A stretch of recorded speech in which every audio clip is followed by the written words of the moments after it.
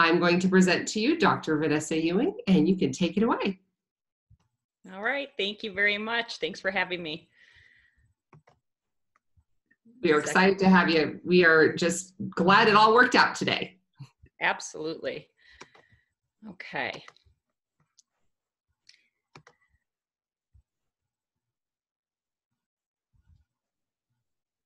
Trying to get this started.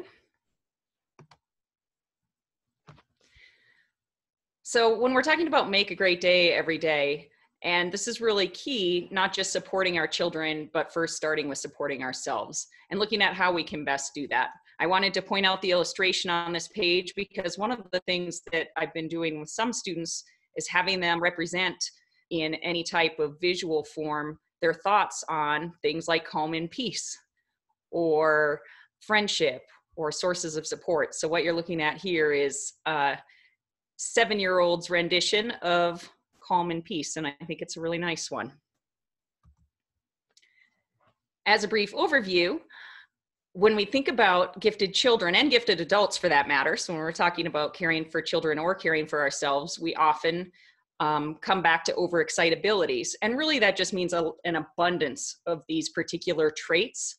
Not all of them for gifted students or adults, but certainly some of them. So psychomotor can look like having an excess of energy, right? That might be as adults or children needing less sleep, having a lot of energy in general, a lot of movement. I know for children needing to be able to move their bodies, fine and gross motor, and doing things that are more active is a part of who they are. It's part of their makeup.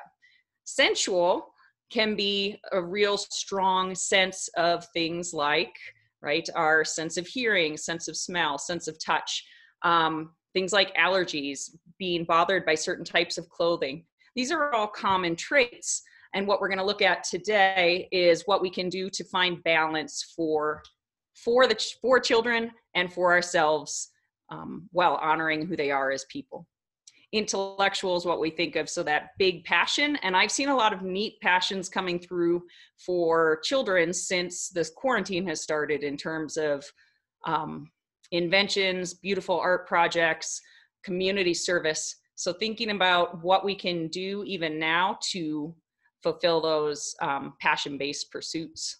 And imagination, so that could be a lot of creativity, a lot of diverse thinking, a great imagination for imagining the way things could be, but that can also be scary at times. So when we think about imaginations running wild, that can certainly happen, and we might see more fears during times like this as well. And then emotional, so happy might light up the entire room, while angry or sad is going to be big as well. What I wanted to highlight here is just that these overexcite abilities are a part of giftedness, and it can look different for children, obviously, and adults as well, but that they're common. And what we need to figure out is how we're feeling and keeping track of if we're feeling out of balance, where suddenly these overexcite abilities are showing up in negative ways, or certainly less than optimal ways in comparison to shining at our best. This is another visual representation. You're going to see them throughout the presentations. This is looking at a visual representation for children of different feelings that they might be experiencing. So when we think about balance, we're going to go through that today and think about those overexcite abilities and what our needs are, and if they're not being met, what we can do to help meet them so that we do remain in balance. And how I know, or how I think students know as well, that they might be moving out of balance would be things like feeling more anxiety or depression, maybe more trouble sleeping, just not being optimal. So maybe I don't sleep as much as other people in the first place, but now it's really getting in the way, where I can feel like it's impacting me at school or home or work or with my family. This is an excerpt from Teaching Young Gifted Children in Today's Preschool and Primary Classrooms, and I get the privilege of working with one of the authors of that, Dr. Ellen Honick, and it's great representation of, here are some common gifted traits, but if our needs are being met, this is what it can look like in a positive way, and if our needs aren't being met, this is the potential negative way that it can show up. So intense concentration can look like depth of exploration for personal passions and interests. But positive negative manifestations can be things like difficulty with transitions, having struggles staying connected to others or activities. And if I'm not finding that personal passion and interest piece, that's what I see a lot, where children or adults may, if we don't see the purpose behind what we're doing, it can be a challenge.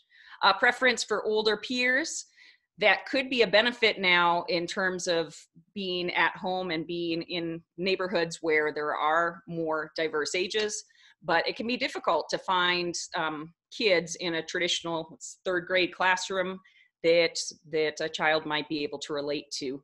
And I think it's a benefit for a lot of adults where, of course, most of our lives we can hang out with who resonate with us. We don't have to really worry about that age piece. And I'll stop at the toward the bottom.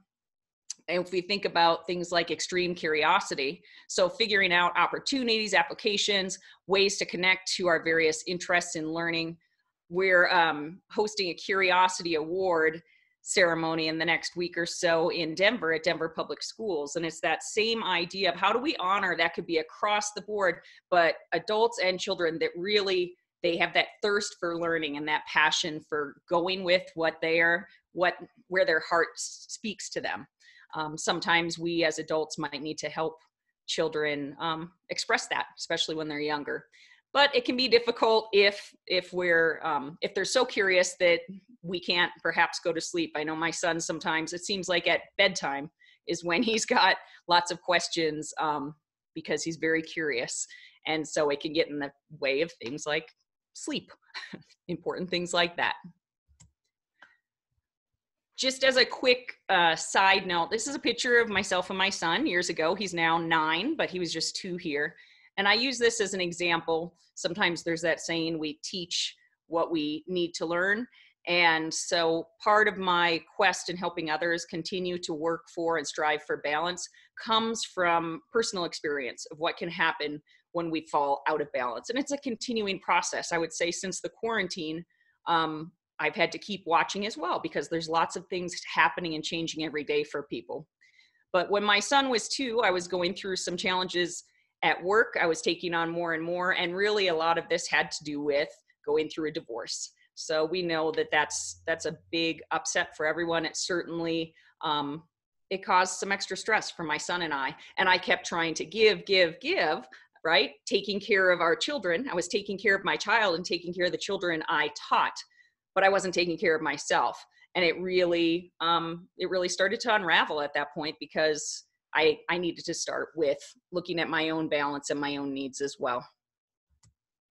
So when we think back to those overexcite abilities, in the negative, it can look like too much intensity, concerning, too active, not being able to sleep. I know for one thing, for me, I sleep maybe a little less than some people, but I sleep pretty regularly. And when I was going through that, I moved through a phase where I wasn't sleeping hardly at all. And we know that that's a cornerstone to health as well. It can look uncomfortable, too energetic, just too intense, right? And so here are these same great traits. There's nothing wrong with, those are overexcite abilities. They can be really fabulous. But if they're not cared for and not nurtured and not respected, it can start looking negative. This is a picture that another child drew, and this was his expression. So when we think about our experience of bullying or aggression or a lack of caring, this was a child's representation of someone being unkind and bullying. And you can see through his visual representation, he was really able to express his feeling of that, that really negative state. And I think the world can feel like that. But another great way to get in touch with children in these ways and to have them express themselves can be through talking, but it can also be through things like art, right? Or performance art as well. So our task for our children and ourselves is, right, we want strong-willed children to become the adults that change the world. So we need to make sure that we're able to hang on for the ride and resist the temptation to tame those overexcite abilities out. Again, overexcite abilities aren't a problem. They're a beautiful thing about many gifted individuals. And we just need to make sure that we're caring for and helping them represent themselves in the healthiest way possible. So these are some more visual representations of the experiences that we want our children to have. Sometimes we think of basic needs with people like Abraham Maslow, talking about, right, food, water, shelter. But I really like this model, and it's Dr. William Glasser, and he says we actually have 5 basic needs. And so one question I would ask you to think about for a moment are, what are our basic needs that are often missing for ourselves? And then think about the experiences your children are having right now. What are their basic needs that may be missing as well? And we're going to focus on solutions. So thinking about, if I recognize there's something missing here, let's make a plan to put it into action in the next couple weeks and do something to help elevate that. So survival is similar to what has been researched by others. We're talking about basic, right? Food, water, shelter, all of those things. But love and belonging, sometimes William Glasser would argue that that's actually the key. When we think about how someone does psychologically, emotionally, even physically, if they don't have a sense of love and belonging, how much of a struggle that is. So thinking about ways that we can help find our own tribes, find the people that get us, and help our children to do that as well. And we can brainstorm some ideas for that now during quarantine and also beyond. Power, and that means being recognized as well for being able to do things on our own, for the important things that we add to a situation, our work or our school, developing skills and achievements that are recognized as well. And then I think a big one, and maybe more sometimes even than in the past, that's missing is fun.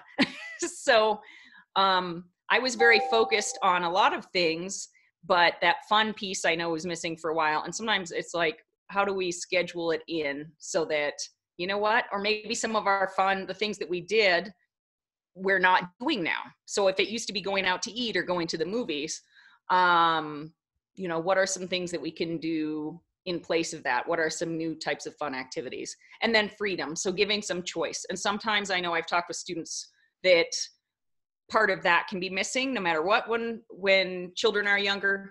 But if they feel like every moment of their day is regimented and they don't have any choice in any matter, right? From this to this, you're doing this assignment, the next hour you're doing that assignment, and we're really not giving any type of freedom that's developmentally appropriate to these children.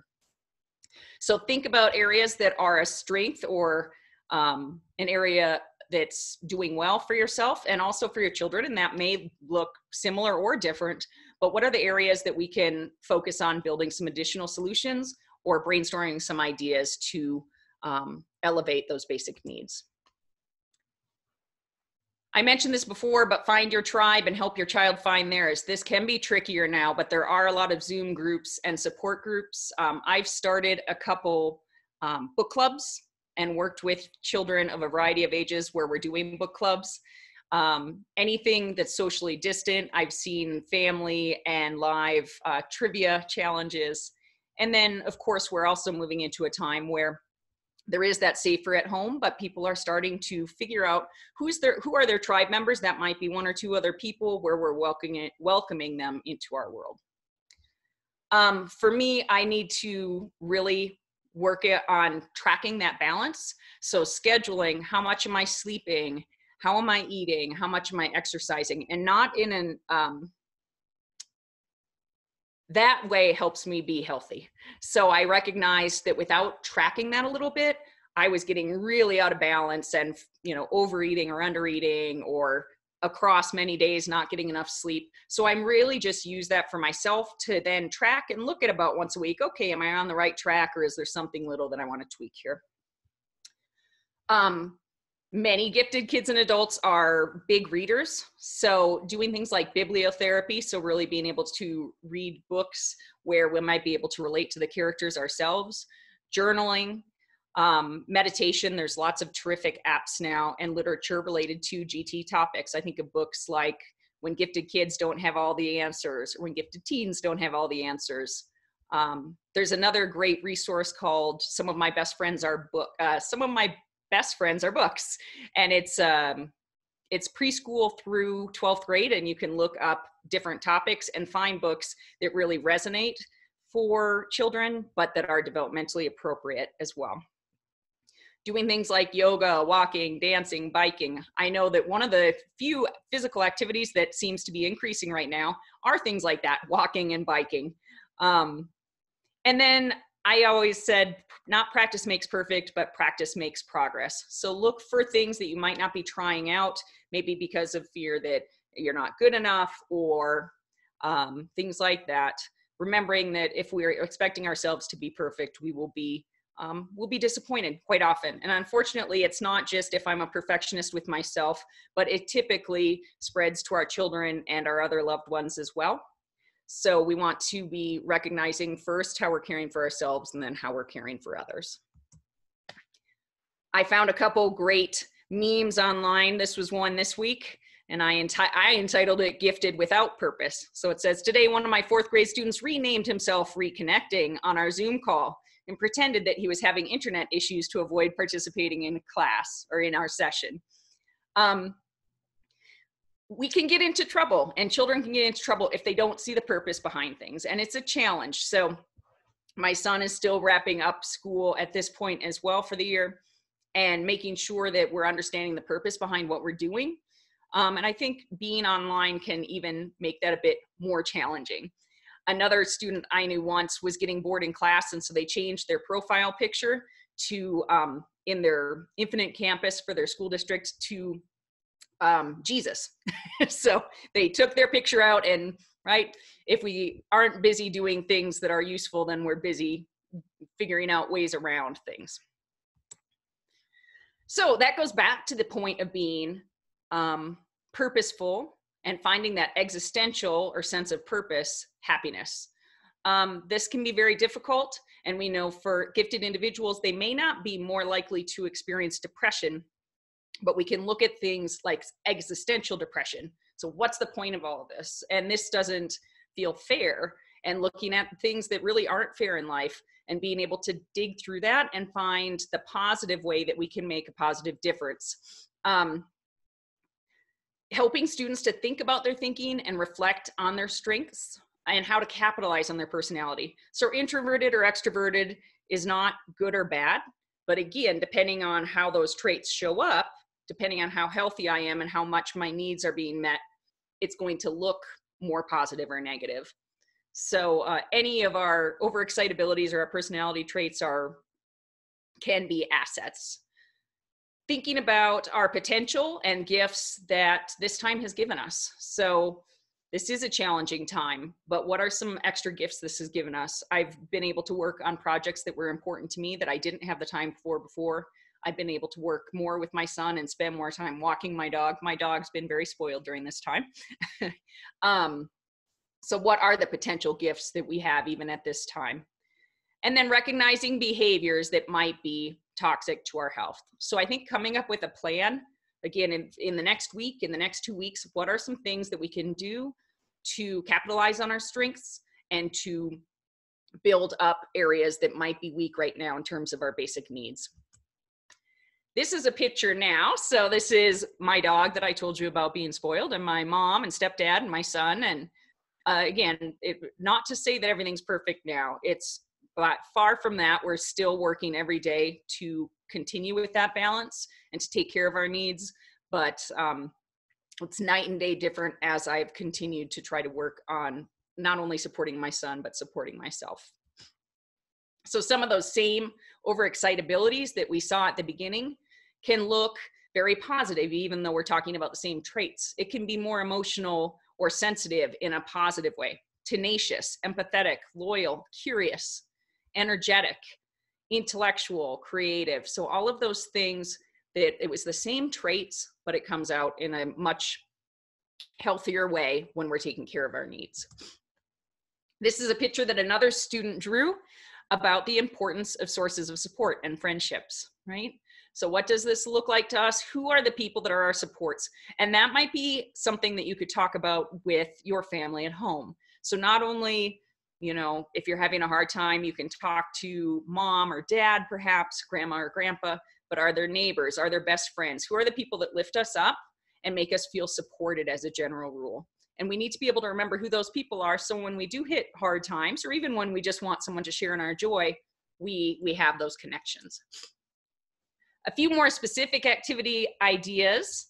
One can be to create a gratitude journal, writing that at the end of each day, 2 to 3 very specific things you're grateful for, and share that with a family member. I've been doing this for years with my son, and we don't typically journal, we typically just share it, but I make sure that we're specific, and it's nice to see that it finally works now. It gives us a moment to reflect on our specific day and the little or big things that we're grateful for. You know, at first my son would want to say like mom, dad, dog. And I'd say, well, yes, you always have those. Let's think just about today and what the specific things are that have happened today that we're grateful for. And then even if we just have 3 minutes a day, if we can make sure as we're waking up to focus on a word, a phrase, or an intention that we want to set for ourselves for that day. So I do this with my son as well. And I might say happy or calm or peace. In the middle, I think it's a good time to set and reflect. A lot of times with perfectionism as well, if we've had a rough morning, it's very hard to do that reset. And remember, we can always start over. So I've found myself, even in the last week, if I have a rough day for part of the day, to want to go, oh, right, this was a horrible day. This has been super rough. Be able to stop, reflect. Okay, this didn't go the way I wanted it to. I'm going to take some deep breaths. Sometimes if you're driving, remembering at a red light or a stoplight, to use that time while you're stopped there to just reflect, take some deep breaths, make some intentions for the afternoon, and then again at the end of the day, do gratitudes. A letting go box. So writing down those worries, fears, anxieties, and putting them into a box that literally, it's still going to be there. We can remember it at a later date if we need to, but once we've written out the thing that we're worried about or the problem we're having, we can hold on to that and kind of release that to that box. It's the opposite. So letting go box, I've also seen doing vision boards or boxes to keep track of what are the things we're looking forward to, right? Either after quarantine or for a summer break, those types of things. And then making an activity list for ideas when things are needed or things don't go as planned. And that can happen more so right now. I know, like many people, I had ideas for spring break, excuse me, and then beyond. And I really needed to brainstorm with my son and come up with new ideas. And that's the beginning of my presentation. This is some work related to this topic that I've been developing as well for children with ways that we can make each day a great day. Move us back to the beginning here.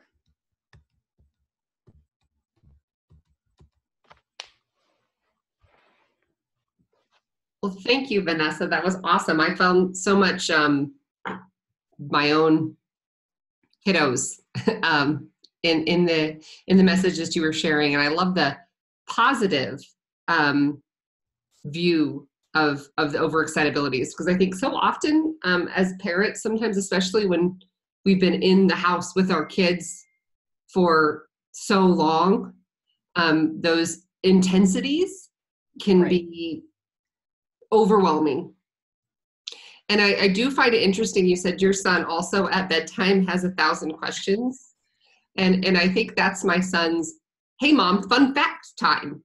Right. And that's when I learned all the interesting things about primate evolution and how many vertebrae are in giraffes' necks and all the other interesting things that he has to share. But I'm like, hon, it's time for bed. And I think part of that is when we can finally have enough downtime to be relaxed. So some of it can be avoiding bed, but you know, I have the same great talks with my son if we're on a walk or driving in the car together. It's like they're finally not preoccupied with other things. They just are having time to be with their minds. Yeah. Yeah. And I feel like when that much pours out, they must have a lot going on up there throughout the day, you know, for them to want to share, you know. Anyway, I think, you know, we have a couple questions, and I'd love for anybody else who's still viewing to go ahead and shoot some questions out. I know that there are a lot of you parents at home that are watching that have kiddos that are, you know, have a lot of energy. How do we harness that in a positive way? How do we help them find their passions? How do we look on the positive side of all of these and how do we support them. But also, if you're a gifted parent yourself, I'm sure you have some questions about how you can take care of yourself in this time as well. So we do have one question from Marissa Powell. She asked earlier, I'm going to scroll back up in our questions here. She asked book recommendations for 11-year-olds and 7-year-olds. Book recommendations? Book recommendations. I'd love to have a little more information on their genres that they're interested in and such. But I think the Make a Great Day Every Day, I'm sorry, that's my book, which is also good. But the Some of My Best Friends Are Books, I think is a great resource. And certainly just talking to the libraries, nowadays you can get anything online, especially during quarantine. I've done that as well. It's very easy, and ask for recommendations there. I guess genres would help. There's a book that I started with my book club, one that we just finished in that age range, which was The One and Only Ivan, which is awesome. And it's based on a true story, and there's a lot of great things to research beyond that. And now there's a follow-up to that, which is The One and Only Bob. And a new book that I just started reading with some students is, I think it's called My Diary from the Edge of the World. Little bit of sci-fi mixed in there. Yeah. Cool. My son just finished reading, and I saw this, the author, Lisa Yeep, she presented at NAGC, the National Association Conference in Albuquerque this fall. And she was hilarious. She was an amazing presenter. My son just finished her novel, Millicent Min, Girl Genius, and he thought it was hilarious. I'd hear him chuckling in the other room.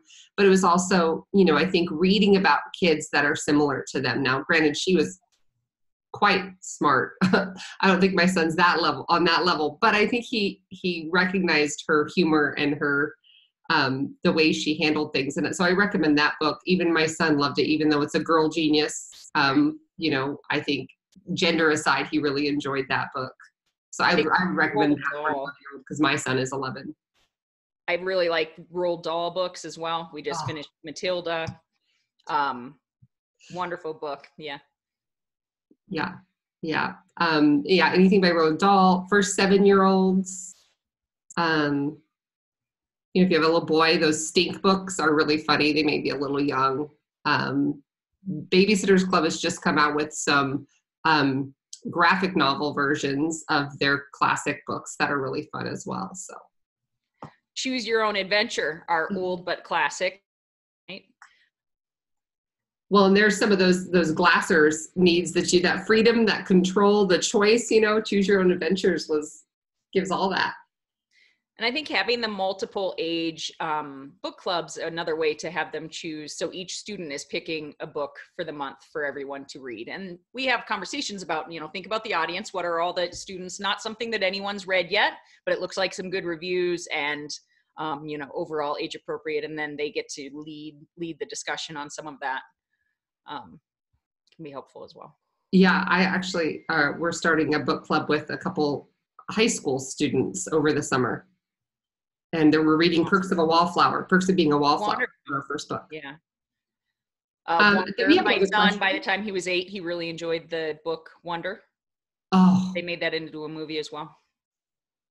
Yeah, Wonder is an incredible, incredible book. And I think as adults we read books to find ourselves in them, and to find people like us who have similar struggles or feelings. And I think that, that's a great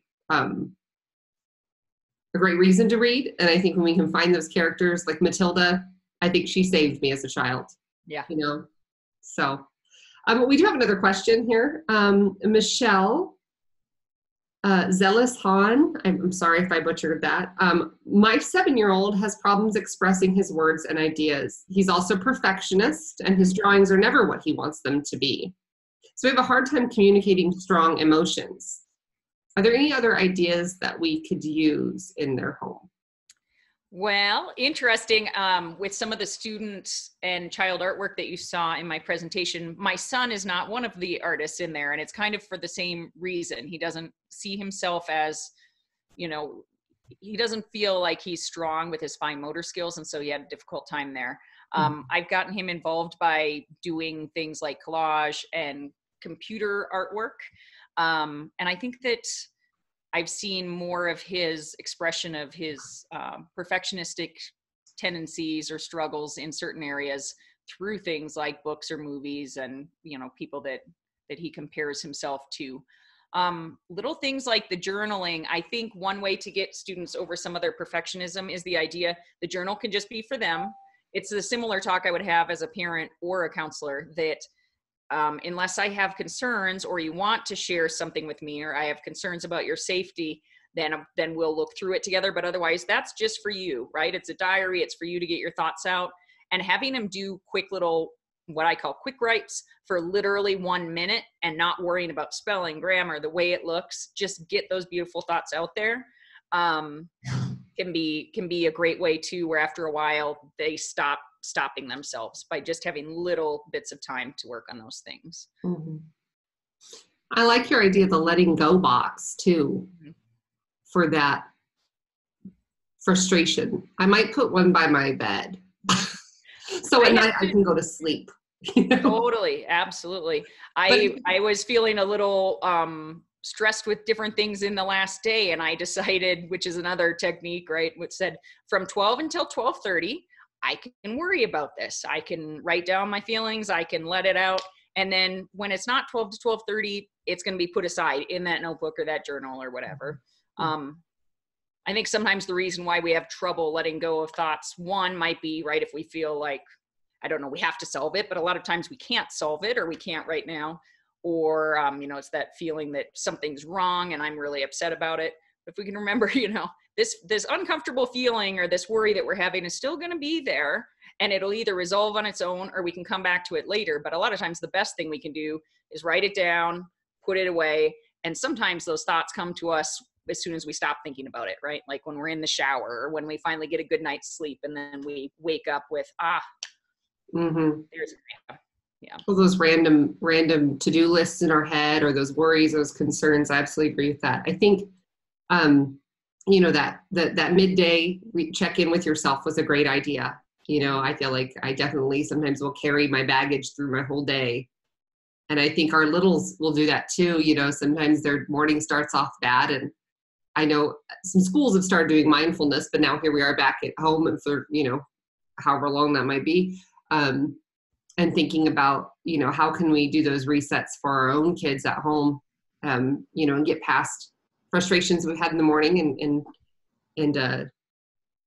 and get past those and communicate those in a way. I know that's the struggles that the commenter mentions, a hard time communicating those strong emotions. I think sometimes once you step out of the emotion, it's harder to articulate how you're feeling. So, yeah. Or sometimes it's recognizing the emotion, but taking away the story, right? So usually it's the story, the actual thing that happened that we keep focusing on. And if we can just recognize, I'm feeling anxious right now, or I'm feeling angry right now. And just being with that feeling without repeating the story over and over. It's the story over and over that gets us stuck. Yeah, that's a really good point, especially for littles. Like the 7-year-old, I kind of think about my daughter who's 8 and just how she will get stuck on what happened to her and not like, I'm feeling embarrassed or I'm feeling scared or I'm feeling left out or what is the emotion you're naming, not like what exactly happened. I think that's a great thing to try to work out with kids is to name that emotion. And I think going back to that fun piece, dealing with perfectionism or dealing with tough feelings, is there a way to kind of be silly about it, right? I can think of that more, with let's say a 2-3-year-old that they're kind of stomping and they're super angry or they're crying, but they're not even necessarily exactly remembering what the feeling was anymore. And so maybe someone breaks the ice by just making a silly face and suddenly they start giggling and laughing. It's sort of like that too. Our thoughts can influence our behaviors, but our behaviors can also influence our thoughts. So if we just push ourselves out to be silly, or like with perfectionism, do something as bad as you can, or something that I thought was fun, but actually some perfectionist kids really struggled with was drawing a self-portrait blindfolded and then just being like, just laughing about it, knowing it's going to be silly. But for some people that are more perfectionistic, when they started doing that, that was kind of fear-inducing still. But of course, like everything else, you know, the more we do it, the more we get used to it. And I think reminding that progress makes more self-awareness, or not progress, but practice makes more self-awareness. Practice makes progress. I like that phrasing, because we do definitely, in my work with gifted individuals, I definitely have some perfectionists, and you know, there's the healthy perfectionism, but then there's the debilitating kind where I don't even want to try something because I'm afraid I'm not gonna be able to do it exactly right the first time. And helping create like that safe environment, again, like that blindfold, it's about not having control, you know, of what's going to happen, and control. You feel like your hand's in control, but you need your eyes to complete that piece. And I feel like a lot of our kiddos, and kiddos that I work with, do struggle with that perfectionism, and it's being able to laugh at yourself, I think, is a really good way to turn that dynamic around. Mm-hmm. It reminds me of, I might have taught my son that too much. I remember he was 4 or 5 and got in trouble at school for, you know, I think talking or goofing around when he was supposed to be listening. And he said, Miss Johnson, nobody's perfect. Mm-hmm. Just kind of walked away. But, overall, I wanted him to have that message still, not to the point that it's like, we don't try our best. Of course, we always try our best, but also thinking about rank ordering what really matters. So if the perfectionism's getting in the way, and I think that everything needs to be perfect, well, let's list the 20 things I need to do today, and then rank order the ones that are most important. And sometimes we stop thinking rationally about that, and we need a parent or a friend, as an adult, even a friend, to help us figure out what really matters. So I think about teachers that, let's say, they're not getting any sleep because they spent hours and hours making sure that their bulletin board was perfect. Well, when we think about the importance of sleep and the other things in terms of rank orders of importance, we need to start, not that we don't want everything to be as good as possible, but there's some things that just need to be lower on our list. If we don't have time, then let's get through the most important things first, right? Yeah,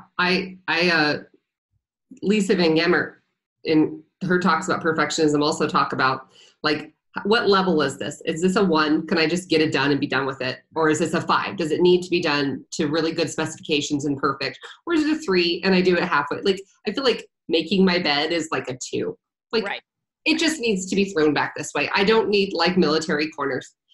But if I'm preparing a presentation for a large audience or something, I want all the things. I don't want lots of spelling errors. I want things to look nice. I want things to flow. And so I'll put that at a level 5. But I think you're right. Like, prioritizing what's important now and how much effort do I need to put into it? Right. And we can only do what we can do, right? So I think sometimes we get tempted, well, it's all important. It all needs to be a 5. And that's where we might just need help from others also thinking about what's realistic. Mm-hmm. And I think a lot of us that have our pull yourself up by our bootstraps, I know I kept being able to take on more and more and more. And, oh yeah, I can do that. Oh, I can do that too. Sure, I'll do that. And nope, I found out that eventually you can't do everything. I can't do everything. None of us can. Well, yeah. And we want to. I think a lot of moms feel that way sometimes too. I'm trying to access some new comments here. We have lots of comments, and the book question has stimulated a ton of comments on the page. About Mysterious Benedict Society and all these other amazing books to read, and which is a great follow-up for Bob Seeney, who's coming on next week to talk about all these amazing book series for kids. We binge watch. We're going to binge read next week. We're going to talk about binge reading, but our little conversation stimulated a ton of conversation about different books to read. Tanya Coop mentioned that for her son, who's struggling to express emotions, she has what they call volcano time. And he just he says he starts to bottle up his emotions, and then when a minor thing happens, he kind of explodes. And so they started a period in the day where he could just kind of yell and toss pillows in a safe place where he just kind of vent out his frustration. And it seemed to be a good way for him to release those emotions and kind of get on with his day.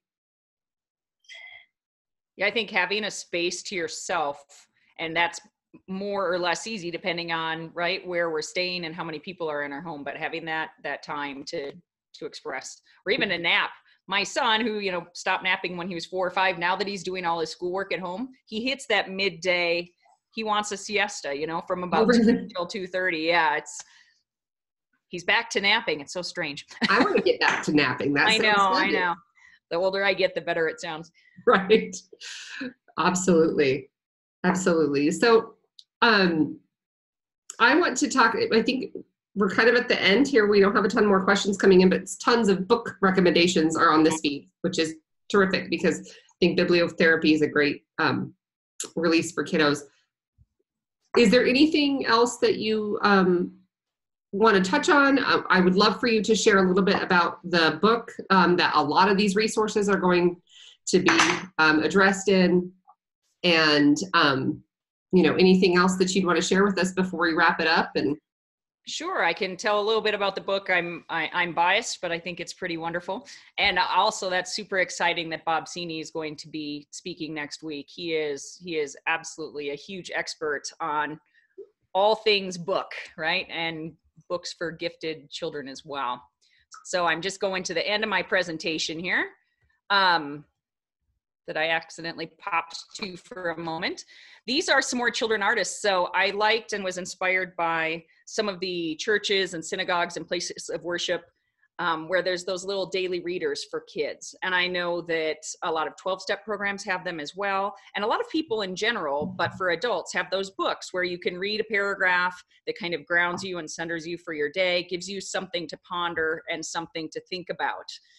But we wrote this for children kind of in the 4 to 11-year-old range and asked them their stories. And then from our experiences working with kids as teachers, counselors, those that work with the gifted, and occupational therapists, we put in some activities and things they can do each day. So this is the front cover of the book. We have a couple different, this is Sources of Support, and this is Calm and Peace. These are 2 different student renditions. And there's 365 days. There's a little blurb for each day. We have a couple bonus days there in there as well, and has a focus on things like focusing on solutions, progress, not perfection, persistence, leadership, self-control. So all 4 of us that ended up working on this book come from years experience in the gifted realm, working with young children. This is just one sample, but anytime I'm trying my best, I can be proud of myself. And then it's a little story, but written from their point of view at that age.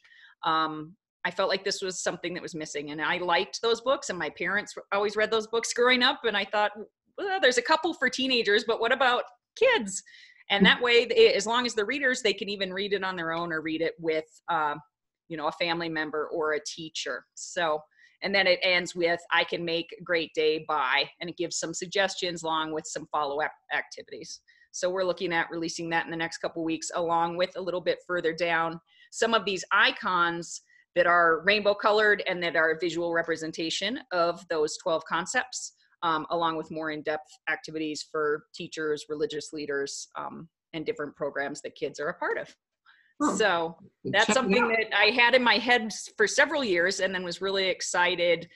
Gail Stein, Stacy Pendleton, and then Heidi Mary all joined me, and we've been collaborating on it for over a year now. So I think it'll add to all the books that might help our children.